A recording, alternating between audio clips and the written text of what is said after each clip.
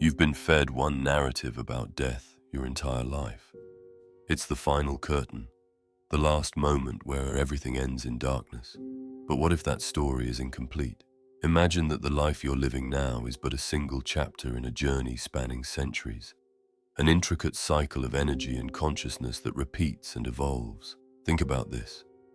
Every moment you've ever experienced, every choice you've ever made, may influence not just one lifetime, but 1,000 years of incarnations. The truth, shocking as it sounds, is that you chose this life before you were born.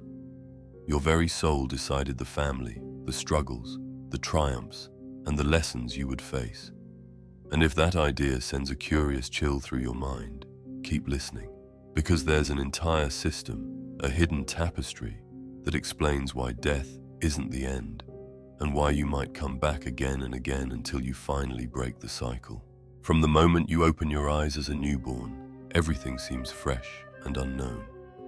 You're told your name, your heritage, and your supposed limits. As you grow, parents, teachers, and society engrave you with a particular worldview, urging you to chase material comforts, achievements, and fleeting pleasures. Little do you realize that underneath these day-to-day pressures, an invisible drama is unfolding. The soul, ancient and wise, quietly observes the earthly illusions you become trapped in. Early on, you might still catch glimmers of a bigger reality. Perhaps you have vivid dreams or unexplained affinities that don't match your current surroundings. But as language and labels pile up, you forget these subtle clues. You become convinced that this one life is all there is, and that success, status, or possessions will define your ultimate worth.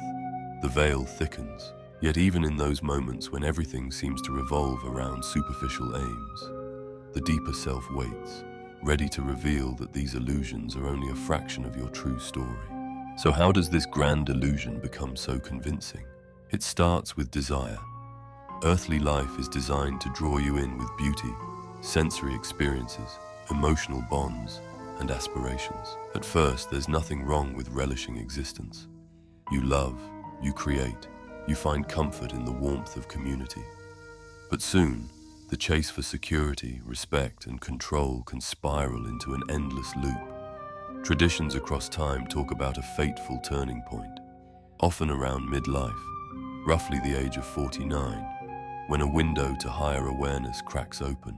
If you ignore it, you might keep racing down the same path, clinging to your youth or your accomplishments, never noticing the gentle reminders that you're part of a far bigger cosmic process. If you embrace it, however, a new vision emerges. You start to sense that the physical realm, while real, is not the only dimension you've inhabited. You begin asking questions that rattle the edges of what you once called reality. And in that rattling, illusions start to crumble. Inevitably, no matter what you believe, the body grows weary. When your final breath leaves, it's easy to assume everything ceases. Yet in that first moment after death, consciousness doesn't vanish. Instead, it undergoes a dramatic shift. Freed from the brain's limitations, you might see your motionless body and wonder why you feel so strangely calm. Then the panorama unfolds. A vivid life review that doesn't just replay events in chronological order, but also lets you experience the emotional consequences of your actions. Did you hurt someone with words or deeds? Their pain becomes yours, just as their joy becomes yours if you help them flourish.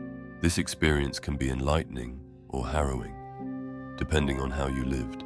Regrets surface, attachments tug at your essence, tempting you to remain near the living. But sooner or later, you recognize you can't go back. The door behind you has closed, yet another door awaits. That next threshold is often referred to as a purgatorial or astral plane, a transitional realm. Here, emotional burdens float to the surface. If you carried intense grudges, addictions, or unresolved pain, it can feel like being stuck in thick fog. Some souls linger, refusing to accept they're gone, replaying the final days of life in an endless loop. Others are so weighed down by guilt or yearning that they struggle to move on. But this realm isn't designed as eternal torment. It's a process of purification. By confronting every suppressed emotion and every lingering attachment, you begin releasing the chains that tie you to your old existence. That release can be jarring if you spent a lifetime denying deeper truths.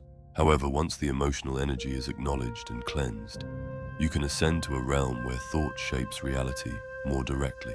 This is where you realize your consciousness is not a mere byproduct of the brain, but a potent creative force. In the second heaven, as some call it, the layers of emotional weight have lifted enough for you to see karmic patterns clearly. Think of it as standing in front of a cosmic tapestry, where every thread represents a choice, action, or intention you had in previous lifetimes. This is not about external judgment.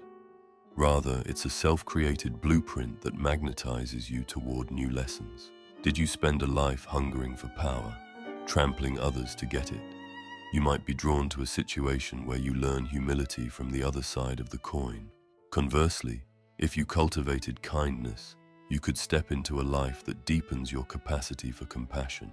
Free will still exists, but it operates within the energetic currents you've set in motion. Some souls, especially those who developed a measure of wisdom, can help design the framework of their next life. They pick certain challenges or gifts that will maximize their evolution. But even those who remain unaware find themselves guided to precisely the situations they need to grow. Then there is the third heaven, a realm so refined that individuality melts into a greater cosmic intelligence. Words become obsolete because knowledge is absorbed instantly. Here, the soul experiences genuine rest, a respite from all forms and mental constructs. No personal ambitions or cravings weigh you down. It's a space of pure essence, where the universal laws and the soul's timeless nature are fully revealed. Some remain in this state for what appears to be eons, basking in serenity before the call to return surfaces. Others might transition more swiftly, drawn by the force of unresolved tasks or a desire to serve. Eventually, though, nearly all souls feel that tug toward rebirth.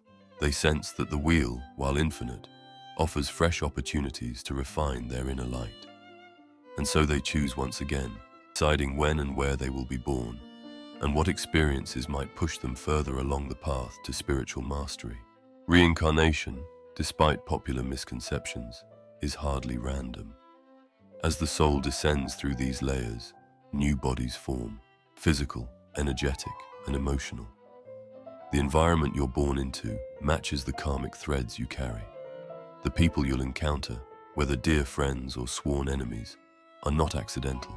Often they are souls you've encountered before, showing up in different roles. Parents can become children, rivals can become allies, depending on what each soul needs to learn. But there's a catch. Once you arrive, the veil of forgetting is drawn to keep prior lifetimes from overwhelming your current experience. Still, remnants slip through, unexplained phobias, uncanny talents, a strong pull towards certain cultures or time periods. These echoes remind you that the tapestry extends far beyond one lifetime. If you listen to these inner tugs, you might unravel hidden truths about your soul's history.